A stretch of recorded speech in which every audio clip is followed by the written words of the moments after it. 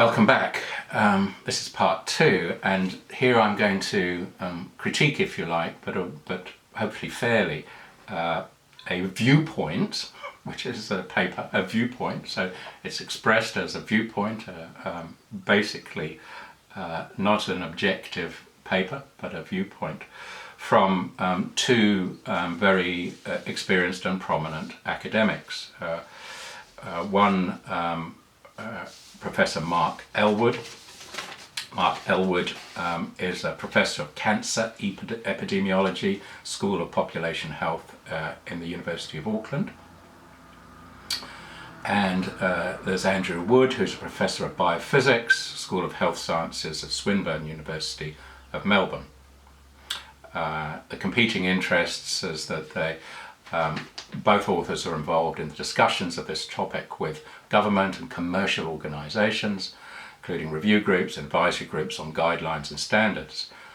Professor Wood's research group receives no direct industry funding, but some members with adjunct appointment at the university are industry employees.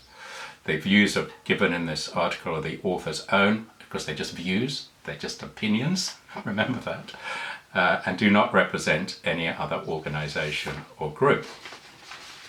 And the title of the viewpoint paper, as published in the New Zealand Medical Journal, is The Health Effects of Radio Frequency Electromagnetic Energy. And I thought probably the best thing for this format is to go straight through to the conclusions, which I may make a few comments about as I go along, but I think probably I'll try and read it in full. So the conclusions on the possible health effects of RF have been studied intensively for many years, and many high-quality, expert, multidisciplinary, evidence-based reviews are available. These are a much better source of guidance than the viewpoint of Dr. Pocket, and this is very much in response to Dr. Sue Pockett's opinion piece that appeared several months ago in the same journal, coming from a concerned clinical point of view. The viewpoint of Dr. Pocket, which appears to be based on a selective view of a small fraction of the available literature. The standards regulating public exposure in New Zealand are similar to those in most other countries, and based ultimately on the reviews of the scientific evidence. The standards show maximum exposure limits that cannot legally be exceeded, while typical exposure levels are usually much lower. The standards require also a precautionary approach, minimizing exposure to what is required for the application to work. There are many studies showing biological effects of low dosages of radio frequency, but these are often low quality and inadequately replicated. Many of these effects are of interest physiologically, while their relevance to human health is unknown or doubtful. The laboratory and animal studies show no consistent health effects. The epidemiological studies also show no consistent evidence of health risks. Studies showing possible harmful effects are important and need careful assessment and often further research. And this area of research needs to be updated regularly as new information becomes available. I think this is very important because this is where I think this concern comes from rational people, from rational, concerned people. This is being done and being continued. Individual views will differ and may be strongly felt, but as with Dr. Pocket's viewpoint, these may depend on a very selective reading of the available science. Doctors will frequently be asked questions about this issue.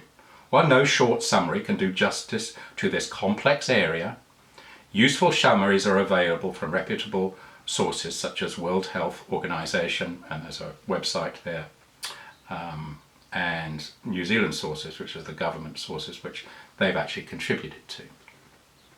End of conclusions. Now, the first thing that's obvious about these conclusions is that they don't know. So basically, nobody says that they know that further studies are needed. They also say that they are the best people to assess the literature and not other people, and that other people are being selective and they're not, which is a subjective statement in the first place.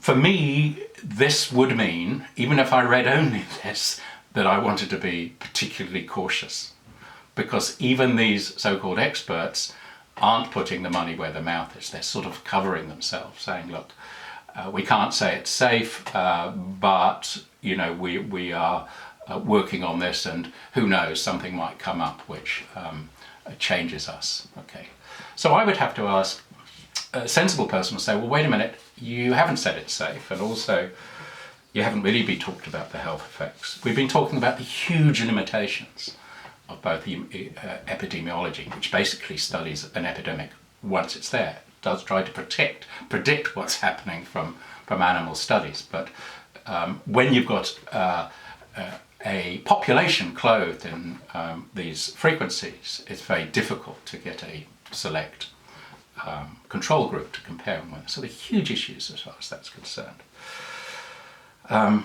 And also, I also noticed that they haven't made any reference to the so certain studies, which most people would agree are not only well funded, but very well researched, from the National Toxicology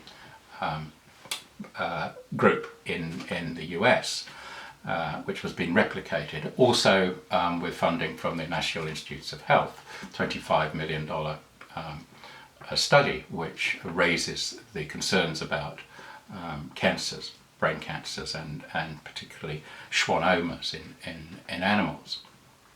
It doesn't mention those, so they have already cherry-picked their own data, but we have to trust them. We have to trust, apparently, the authorities.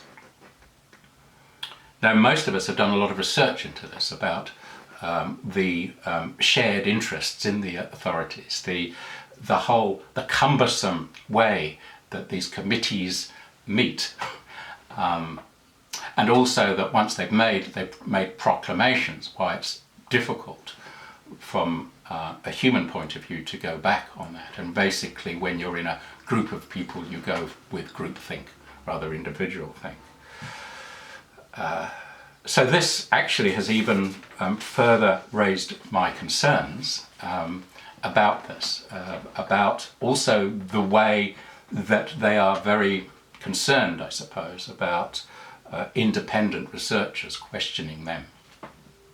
You'd have to say there's some ego battles that are going on in academia, with each branch of academia claiming that they are the most important. And we know that there are reasons for this in universities as well. Mark Elwood has medical degrees. He's very academically wise, and but as far as I can see, he doesn't practice medicine, so he doesn't see people face to face. I, as a doctor, I will take all the opinions, and I will come out with what I feel is the safest way for that person to progress. And I have to say, looking at both sides and reading them and communicating with other professors who take a less precautionary approach, I'm more and more convinced that we are doing the wrong thing in introducing further frequencies into our environment, and that we need to take a much, much closer look into what is there already. Okay, so thank you for being patient, and I'll see you later. Bye. Thank you.